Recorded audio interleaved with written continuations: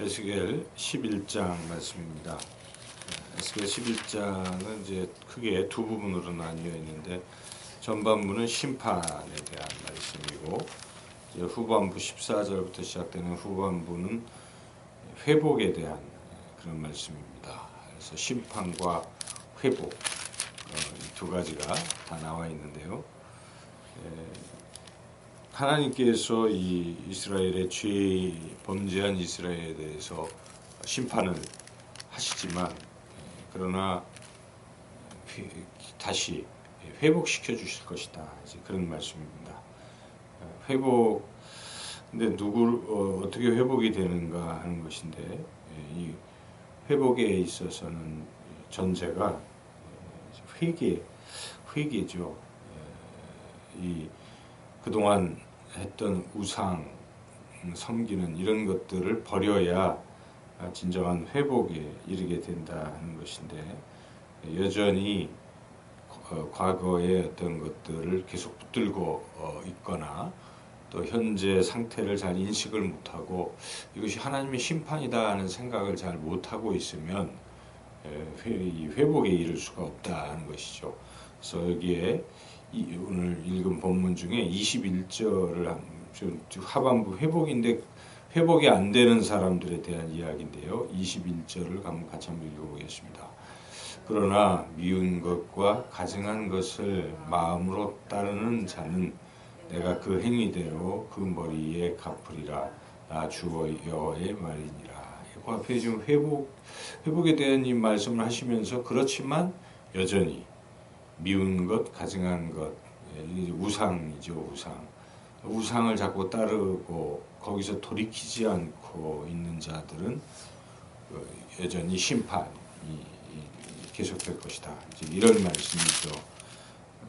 지금 우상을 섬기면서도 안전감을 느끼고 있는 이러한 자들에 대한 심판이 있을 것이다 하는 것을 말씀하고 있는데 여기에 이제 그들이 주장하는 것이 가마 속에 고기 이런 논리를 가지고 마치 이제 가마 속에 있는 고기를 이렇게 품고 있듯이 보호받는다. 우리는 고기인데 예루살렘이 가마라서 우리는 안전하다. 이런 허황된 생각을 가지고 있는 자들을 향한 하나님의 심판이 준엄하게 있을 것이다 하는 말씀을 하고 계신데요. 이제 3절이 그 얘기를 지금 하고 있습니다. 3절, 4절 읽어보겠습니다.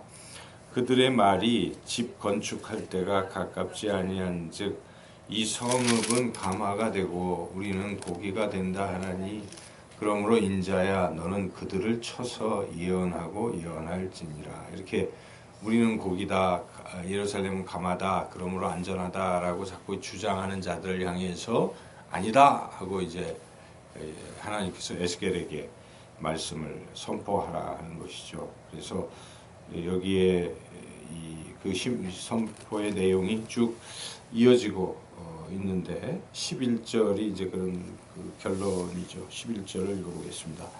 이 성읍은 너희 가마가 되지 아니하였고 너희는 그 가운데에 고기가 되지 아니할지라 내가 너희를 이스라엘 변경에서 심판하리니. 예, 그래서 그렇게 허황된 안전감을 가지고 있는 자들을 향한 심판의 메시지를 선포하라 이런 것이죠. 그래서 오늘 본문을 통해서 이제 깨닫게 되는 것은 그렇게 여전히 죄악을 저지르고 있으면서도 회개할 생각은 안 하고 그냥 괜찮다 하는 이런 헛된 안도감을 가지고 있는 자들에게는 심판은 여전히 임하게 된다. 이런 말씀입니다. 그렇지만 지금 상태가 안 좋은 상태에서 회개하고 이런 우상을 철폐하는 자들에게는 하나님께서 성령을 부어주시고 회복시키시고 다시 돌아오게 하시고 하실 것이다 하는 이제 이런 말씀입니다. 여기에 보면은 그런 말씀이 18절, 19절 이죠. 18절, 19절 읽어보겠습니다. 그들이 그리로 가서 그 가운데의 모든 미운 물건과 모든 가증한 것을 제거하여 버릴지라. 내가 그들에게 한 마음을 주고 그 속에 새 영을 주며 그 몸에서 돌 같은 마음을 제거하고 살처럼 부드러운 마음을 주어. 그래서 이 18절, 19절 볼 때 이런 회개하고 우상을 버리고 이제 하나님께로 돌아오는, 진정으로 잘못을 깨닫고 돌아오는 자들에게는 성령을 부어주시겠다. 이것은 사도행전 2장에서도 회개하라가 나오죠. 회개하면 너희가 성령을 선물로 받으리니, 이렇게 베드로가 설교하지 않습니까? 그와 같이 우리가 회개하는 자에게 하나님의 은혜가 임한다는 것입니다. 물론 회개하는 것조차도 하나님의 은혜일 수 있습니다. 우리의 강팍한 마음이 회개할 수 있도록 하나님 은혜를 부어주시는 것이긴 한데, 순서상 이렇게 회개가 먼저예요. 회개하면 성령 충만함을 받습니다. 그래서 늘 우리는 회개하는 그런 사람이 되어야 된다 하는 것이죠. 하나님께서 회개하는 자에게 이렇게 성령을 부어주시는 목적이 있습니다. 하나님의 백성 삼기 위해서 그렇게 하신다는 것이죠. 18절 19절 이어서 20절 읽어보겠습니다. 내 율례를 따르며 내 규례를 지켜 행하게 하리니 그들은 내 백성이 되고 나는 그들의 하나님이 되리라. 그렇습니다. 하나님의 자녀 삼는 것이죠. 결국 우리가 회개하면 성령 충만받고 또 하나님의 자녀가 되고 하나님의 말씀에 순종하고 그렇게 살게 된다 하는 것. 그것이 오늘 본문이 우리에게 말씀하시는 분명한 메시지입니다.